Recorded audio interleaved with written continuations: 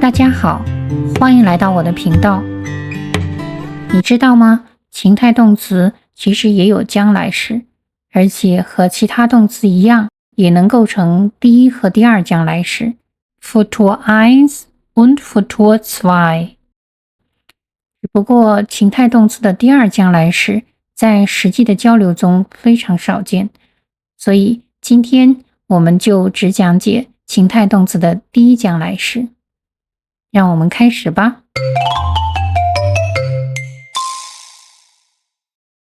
首先，我们来快速复习一下普通动词的第一将来时 Futur 1的结构。助动词 werden 加上动词不定式。来看几个例句。Ich werde morgen arbeiten. 我明天要上班。Du wirst bald reisen. 你很快就要去旅行。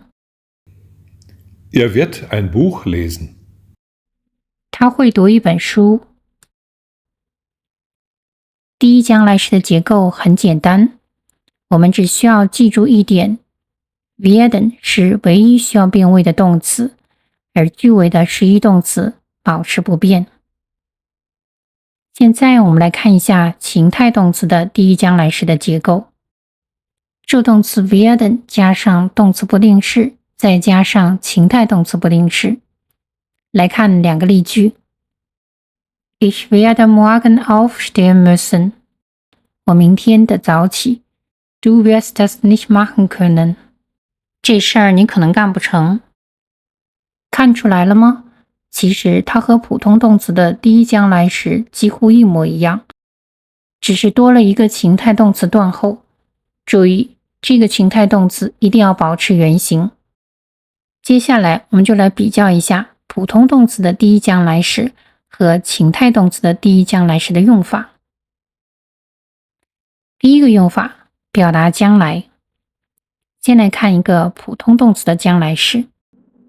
Ich werde morgen Deutsch lernen. 我明天学德语。Wir werden nächste Woche nach Berlin fahren. 我们下周要去柏林。情态动词第一将来时也可以表达将来。来看下面两个例句，仔细感受一下它们与普通动词将来时的不同。Ich werde morgen Deutsch lernen müssen. 我明天得学德语。Wir werden nächste Woche nach Berlin fahren können. 下周我们可以去柏林啦。有没有发现和普通的将来时相比，加上情态动词后，句子不仅表达未来，还多了一层说话人的语气。比如上面句子中的 müssen 和 können 分别表达了必须要做和有能力做或者有可能做。这也是为什么我们说情态动词往往带有语气上的修饰。德语也常常用现在时来表达将来，比如明天我不来。将来时 Ich werde morgen nicht kommen. 现在时 Morgen komme ich nicht. 在日常对话中，人们更常常使用后者。想了解更多的例子和用法，欢迎点击上方链接，查看我之前的视频。将来时的第二个用法，表示推测 Vermutung。将来时不仅可以表达将来的计划和事实，还常用于表达对现实或者将来某事的推测。也就是说，当我们不确定某事是不是真的时候呢，我们就会用第一将来时来猜测。比如 Er wird jetzt zu Hause sein. 他现在应该在家吧。 Es wird bald regnen. 可能很快要下雨了。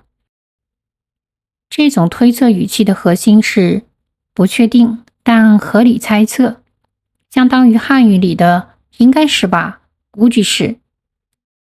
同样，情态动词第一将来时也可以表达推测。来看下面的例句。Sie wird schwanger werden wollen. 她可能想要怀孕。Du wirst nach Hause kommen müssen. 你大概得回家了。虽然加了情态动词的句子结构看上去更复杂，但本质上依然是在表达猜测，一种不确定的判断。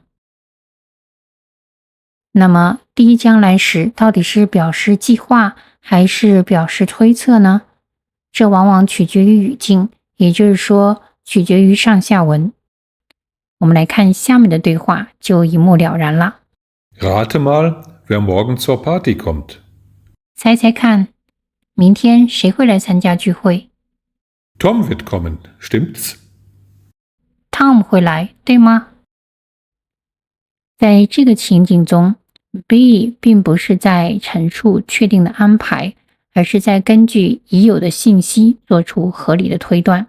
句尾的 stimmtes 是非常典型的推测语气，进一步提示我们，这是一种带主观判断的表达。Morgen wird es vermutlich schneien. 明天很可能要下雪。Oh, dann werde ich morgen früher aufstehen müssen. 哦，那我明天必须得早起了。这段对话中的 wird schneien 是典型的第一将来时结构，由于加入了副词 vermutlich， 明确标示出这是一个推测性的判断。而 be 的回答则用了情态动词第一将来时，除了推测外，还表达出一种不情愿的语气。讲到这里，我们来总结一下。为了帮助你更清楚地区分这两种将来时，我们把普通将来时和情态动词将来时放在一起做个对比。从结构上看，情态动词将来时其实就是在普通将来时的基础上，句尾多加一个情态动词的原形，结构稍微复杂一点。从用法上看，两种将来时都可以表达未来的计划或者对未来现在的推测。不过加入情态动词后，句子会更容易传达出说话人的态度和语气，比如必须做某事或者有能力去做。另外，语境决定一切，到底是在说计划还是在做判断，还是要结合上下文来理解。现在轮到你了，请判断下面句子是正确还是错误，并请指出错误的原因。